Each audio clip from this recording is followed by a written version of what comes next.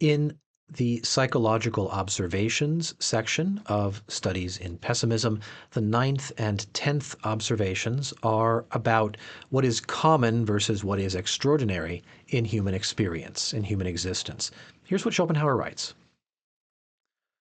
Why is it that common is an expression of contempt, and that uncommon, extraordinary, distinguished denote approbation? Why is everything that is common contemptible?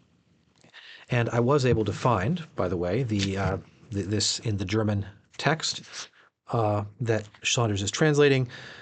Not surprisingly to people who know German, the word that Schopenhauer is using for common is gemein, and its opposites, which he just gave, ungemein, außerordentlich, and ausgezeichnet. So that's the German, to check up on that. Continuing now with Saunders' English translation of Schopenhauer. Common, in its original meaning, denotes that which is peculiar to all men, that is, shared equally by the whole species, and therefore an inherent part of its nature.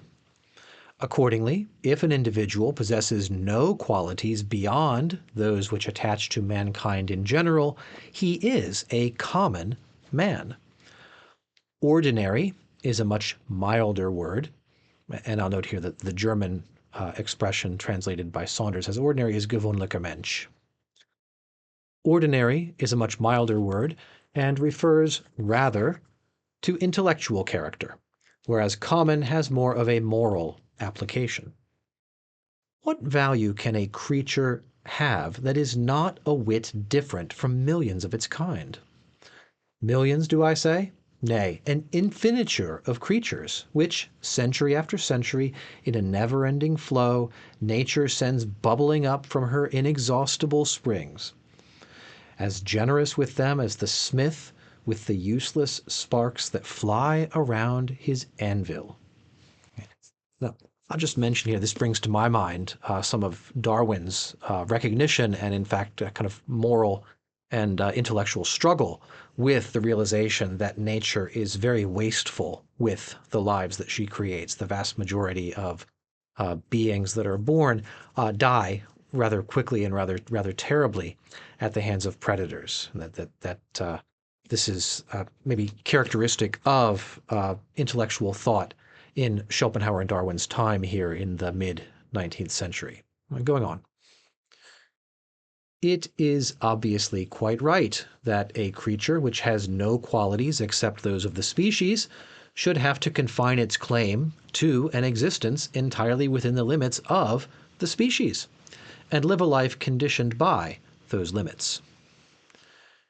In various passages of my works, I have argued that whilst a lower animal possesses nothing more than the generic character of its species, man is the only being which can lay claim to possess an individual character.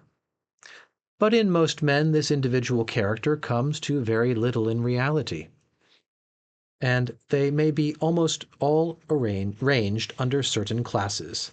Ce sont des espèces. Their thoughts and desires, like their faces, and are those of the species, or at any rate, those of the class to which they belong, and accordingly, they are of a trivial, everyday, common character, and exist by the thousand. You can usually tell beforehand what they are likely to do and say. They have no special stamp or mark to distinguish them. They are like manufactured goods, all of a piece. So what's being said here, I think, simply that the majority of people, if they are common, if they have nothing to distinguish themselves from the general species, they live a kind of generic existence, what you'll say in the next paragraph. They are like the sparks from the anvil of the blacksmith. They are like the massive number of eggs or of young that are born in Darwin's nature, only to perish rather speedily. And that this is simply the character of, although human beings are uniquely capable of having an individual existence, not everybody achieves, we might say, individuality. Many people seem to slump back into something more characteristic of what Nietzsche might later call the last man. Going on. If then their nature is merged in that of the species, how shall their existence go beyond it? The curse of vulgarity puts men on a par with the lower animals by allowing them none but a generic nature, a generic form of existence. I think here of nothing quite so much as of the NPC meme, right? The person who simply receives their programming from outside and exists solely as a member of a crowd, as a member of the mob, as someone parroting ideas not that they don't truly understand. Anything that is high or great or noble must then, as a matter of course and by its very nature, stand alone in a world where no better expression can be found to denote what is base and contemptible than that which I have mentioned as in general use, namely, common. That's the 9th observation. The 10th begins thus. Will, as the thing in itself, is the foundation of all being. It is part and parcel of every creature and the permanent element in everything. Will, then, is that which we possess in common with all men, nay, with all animals, and even with lower forms of existence. And insofar as we are akin to everything, so far that is, as everything is filled to overflowing with will. On the other hand, that which places one being over another and sets differences between man and man is intellect and knowledge. Therefore, in every manifestation of self, we should, as far as possible, give play to the intellect alone. For, as we have seen, the will is the common part of us. Every violent exhibition of will is common and vulgar. In other words, it reduces us to the level of the species and makes us a mere type and example of it, in that it is just the character of the species that we are showing. So every fit of anger is something common. Every unrestrained display of joy, or of hate, or fear, in short, every form of emotion. In other words, every movement of the will, if it's so strong as decidedly to outweigh the intellectual element in consciousness, and to make the man appear as a being that wills rather than knows. I think that's a fantastic paragraph. We're now in this observation tying in the previous observations about the common and the uncommon with this metaphysics of the will. And what is it that we are doing and being when we are acting in a common way, in the way that any human being could act, or in harmony with the human nature we share with everyone else?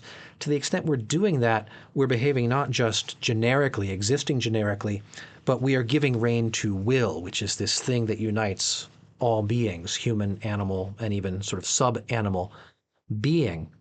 So when we give play to violent emotion, when I get angry, I lash out, what am I doing? I am not being authentically, let's say, myself, my highest and best self, my uniquely individual self that is different from all people.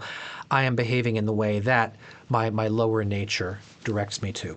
It seems to me there's a lot of Spinoza in this connection of this analysis of the emotions as a source of disquiet. He mentions joy as well as hate and fear, right? If you are giving way to these things, these are common. These are sort of, in a sense, kind of dragging you down from your expression of yourself and your individuality. You are behaving as anyone might behave in that regard.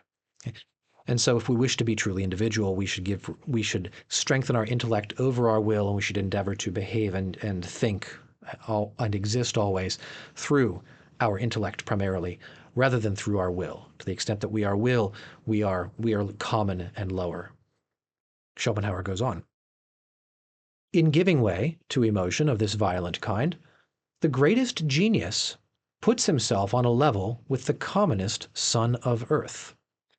Contrarily, if a man desires to be absolutely uncommon, in other words, great, he should never allow his consciousness to be taken possession of and dominated by the movement of his will, however much he may be solicited thereto.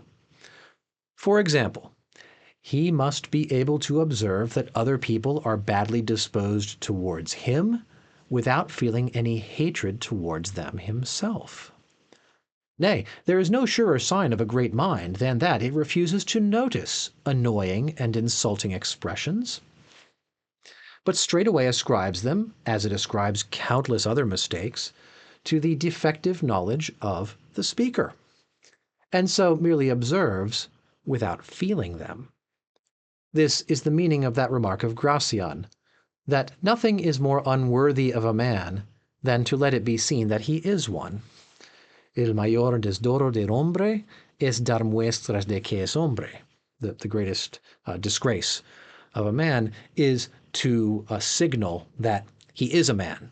Okay. There's something here that the intellect, it seems in Schopenhauer, that is calling us to live higher than the mere level of will which we have common to all. I love this portrait of the superior person. If you wish to be superior, then you should be able to notice that people dislike you, but ascribe it to intellectual error. Or if they don't really know me. That's why they dislike me. If I react to their dislike by disliking them in return, now I've given in to will. Now I've sunk, we might say, maybe to their level, but certainly lower than I should be within myself. There is no surer, no surer sign of a great mind than it doesn't even notice insults and annoying expressions of other people, but ascribes them to defective knowledge. Right? Their intellects are not correctly informed or powerful enough to understand the truth. I, who know the truth, am untouched by them then. That seems to be the attitude that Schopenhauer here is describing. Okay? Don't give in to will, place intellect over will. Going on. And even in the drama, which is the peculiar province of the passions and emotions, it is easy for them to appear common and vulgar. And this is especially observable in the works of the French tragic writers, who set no other aim before themselves than the delineation of the passions. And by indulging at one moment in a vaporous kind of pathos, which makes them ridiculous, at another in epigrammatic witticisms, endeavor to conceal the vulgarity of their subject. I remember seeing the celebrated Mademoiselle Rachel as Maria Stuart, and when she burst out in fury against Elizabeth, though she did it very well, I could not help thinking of a washerwoman. She played the final parting in such a way as to deprive it of all true tragic feeling, of which indeed the French have no notion at all. The same part was incomparably better played by the Italian Ristori, and in fact the Italian nature, though in many respects very different from the German, shares its appreciation for what is deep, serious, and true in art, herein opposed to the French, which everywhere betrays that it possesses none of this feeling whatever. Okay. Interesting analysis of national characters, or sort of invocation of national characters or prejudices. The French dramatic writers concealing the vulgarity of their subject behind the sort of mastery of their craft. But ultimately, it's all about just sort of exploring the emotions, which is itself part of the will element in human existence, and therefore of a kind of a lower character, a lower nature. Schopenhauer. The noble, in other words, the uncommon element in the drama, nay, what is sublime in it, is not reached until the intellect is set to work, as opposed to the will, until it takes a free flight over all those passionate movements of the will and makes them subject to its contemplation. Shakespeare in particular shows that this is his general method, more especially in Hamlet. And only when intellect rises to the point where the vanity of all effort is manifest, and the will proceeds to an act of self-annulment, is the drama tragic in the true sense of the word. And it is then that it reaches its highest aim in becoming really sublime. That's the end of the 10th observation in this section and the end of what I'll discuss in this video. Praise of Shakespeare, I think, to be expected from Schopenhauer, in contrast to the French dramatists of his own day.